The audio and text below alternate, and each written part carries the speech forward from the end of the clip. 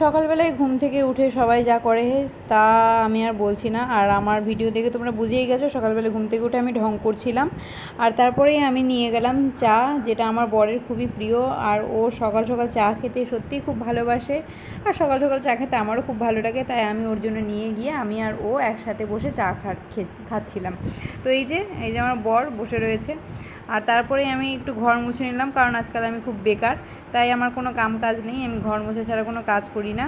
এই যে আমি ঘর মুছছি, তোমরা দেখে বুঝতেই পারছো যে আমি এক হাতে ডান্ডা নিয়ে ঘর মুছছি। তারপর আমার বরটা বললো যে দাও, আমার কাছে দাও, আমি একটু তোমার ভিডিও করার জন্য একটুখানি এই জায়গাটুকু মুছে দিই। তো তারপরে আমি আটা মাখতে চলে গেলাম, কারণ আমার শাশুড়ি মা সকালবেলায় রুটি খান। তো আমি শাশুড়ি মার জন্য সকাল সকাল রুটি বানাবো, তো রুটিটা বানিয়েও নিলাম। তো এরপরেই আমি খেয়ে নিলাম আমার সবথেকে প্রিয় জাম, যেটা আমার খুব খেতে ইচ্ছা করছিল কয়েকদিন ধরে, আর আমার বর আমার শখ পূরণ করে দিল।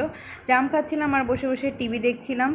আর তখন আমাদের পাড়ার দুটো বাচ্চা কাচ্চা, আমাদের পাশের বাড়ির বাচ্চা কাচ্চারাও চলে এসেছিলো, এদের সাথে গল্প করছিলাম। তারপরে দুপুরে খাওয়া খেয়ে আমি একটু রামচরিত মানস পড়ছিলাম, আর আমার বর আমার পাশে শুয়েছিল। তো আমি ভাবলাম যে রামচরিত মানসটাও পড়ি আর একটু ওর মাথায় হাত বুলিয়ে দিই। তো এই যে আমি ওর মাথায় হাত বুলিয়েও দিলাম, তো ও ঘুমিয়ে পড়েছে হয়তো।